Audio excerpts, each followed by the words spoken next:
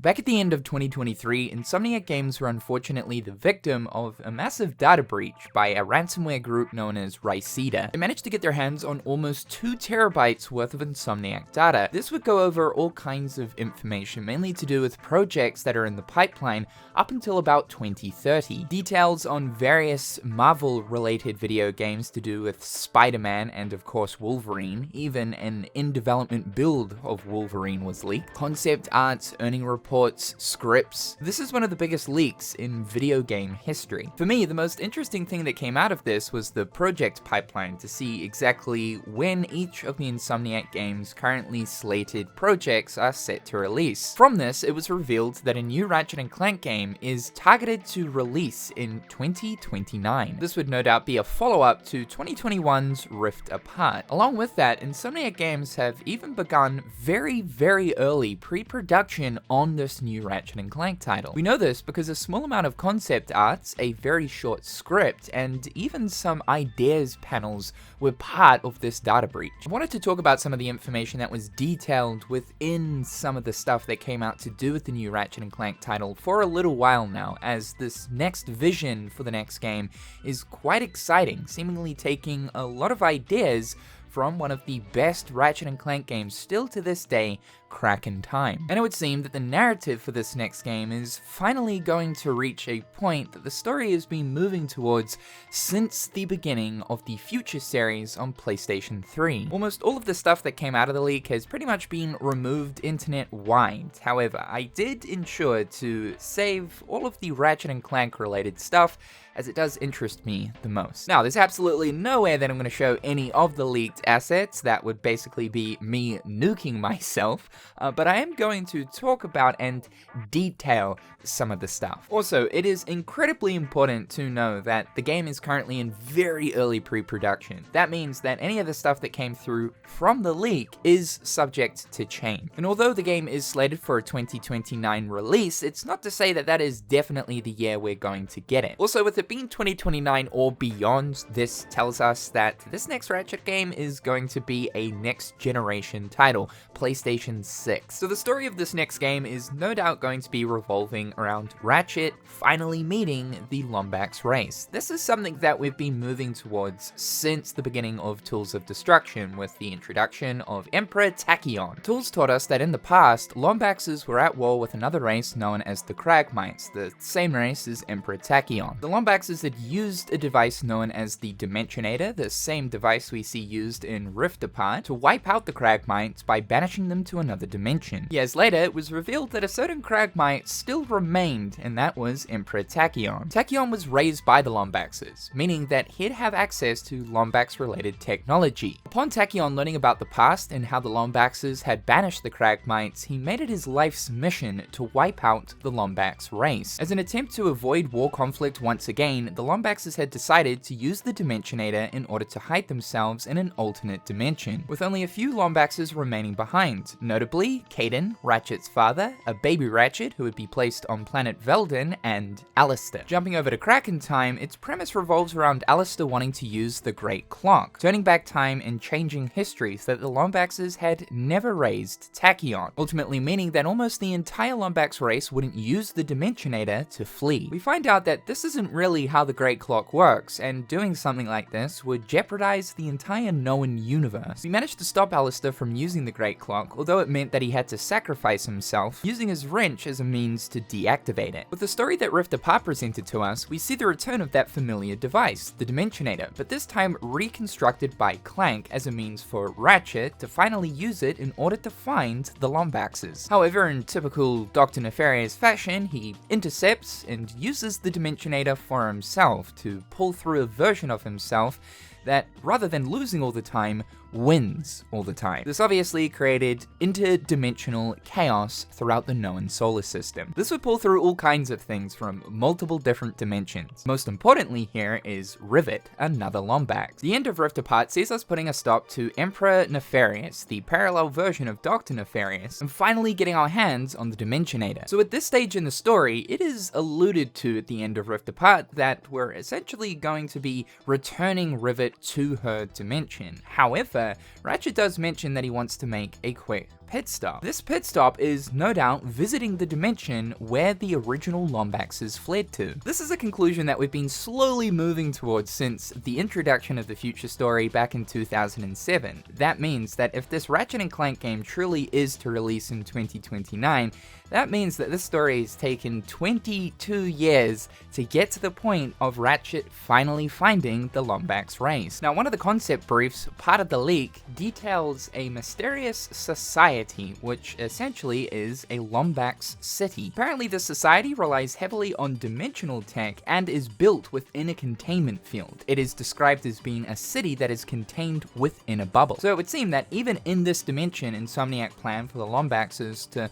still be tinkering around with dimensional related technology. Perhaps in the story, it is going to be a thing where the Lombaxes have been trying to return to the original dimension. It's detailed that the Lombaxes use rifts as a mode of transportation. It says here that Lombaxes go to work from their bedroom. So just as we use the rift windows to maneuver around environments within Rift Apart, this same technology is being used within Lombax society. There is information talking about the ideas and concepts surrounding the enemies and the villain for this title. Right now, the villain is concepted, and again, this is only just a premature idea, to be a slender-looking female Lombax. The current concept art of her gives off this vibe of her being in the leader role, perhaps maybe being some sort of Prime Minister or President of the current Lombax society. So perhaps the story will revolve around how this new leader figure has been maybe leading the new Lombax society astray and using Lombax related technologies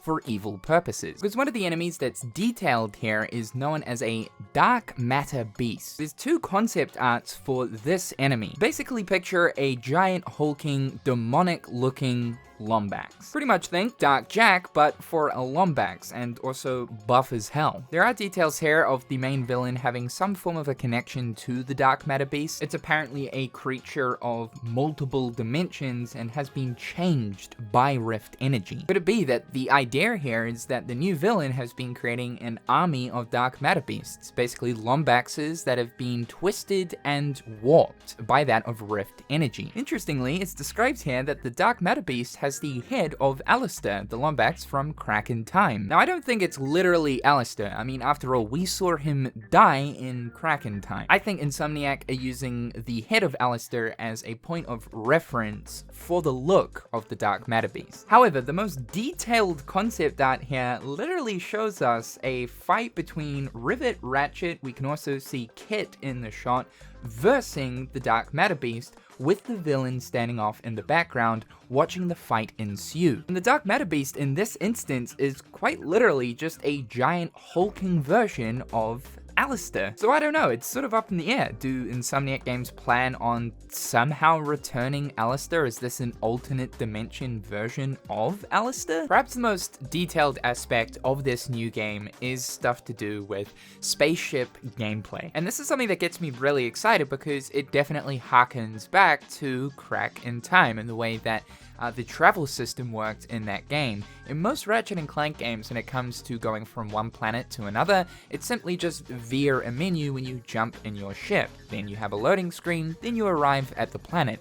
Insomniac did this different in Crack in Time. Growing up with Ratchet & Clank, I always envisioned this system of like, what if we actually get to drive the ship to the planet and we can explore space a little bit? And they did this in Crack in Time. Surprisingly, for the Ratchet & Clank games that have come after Crack in Time, Insomniac have never gone back to this system, which I always found kind of strange. Still to this day, I think that Crack in Time, up there with Ratchet & Clank 2 and 3, are the best Ratchet titles. While I think that Rift Apart is the best Ratchet game since Crack in Time, it's certainly not in top 3 for me. I think that the story that was presented in Crack was the best. It felt like the most serious, lore-rich Ratchet & Clank game I think we've had so far. The space exploration ideas were absolutely on point. I mean, I loved having these spaceship battles, and then you could also land on moons, which acted as mini levels. There were shops floating on rocks in the middle of space. There was also weapon customization or for a few of the weapons in Crack in Time,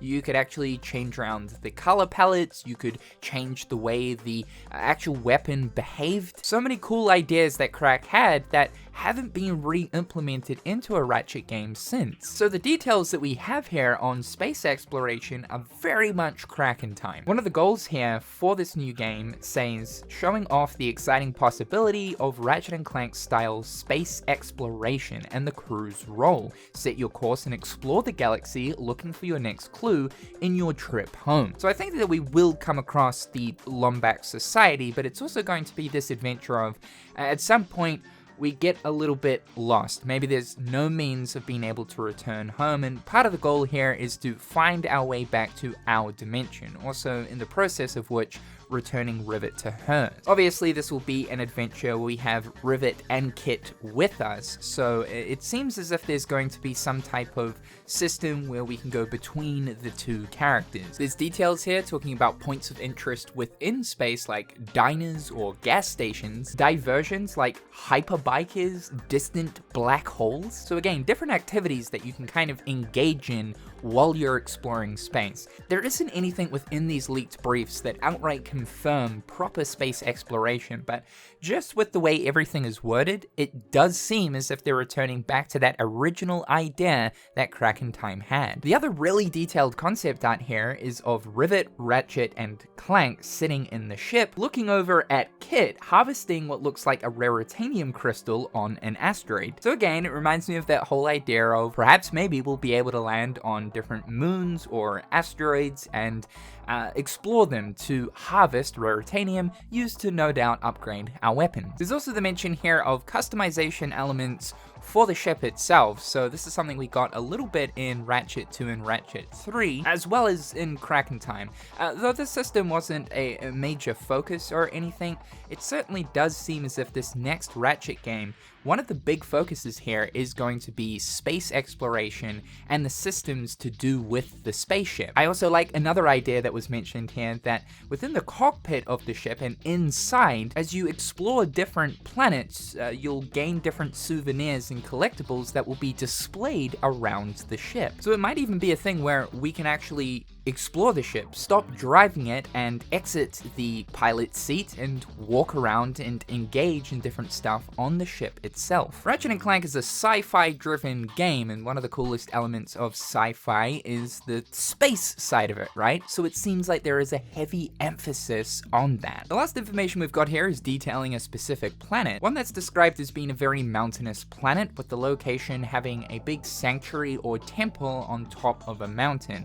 This planet is using something like Shangri-La as its source of inspiration. There's a really cool mention here of weapons interacting with the level's environment. So we're talking about destructible aspects. Of course, the weaponry is one of the big focuses of a Ratchet & Clank game. So how would the environment react if you were to use something like the Rhino against it? Now, who knows if Insomniac are pretty much just talking about a scripted sequence and not actual destructible environments, destruction happening in real time when you're shooting stuff and stuff's blowing up. But because weaponry is such a prominent thing throughout the Ratchet games, yeah, it would be so cool to have some type of destructible environment system implemented. For this planet, it seems like the player is playing as Rivet, as it does mention that the combat should have some type of a co-op element between both Rivet and Kit, Rivet acting as offense and Kit acting as support. So maybe Insomniac are planning on making the roles of both Clank and Kit a little bit more important when it comes to combat, like they can actually assist in combat. It mentions here that Kit is able to create a defensive shield for Rivet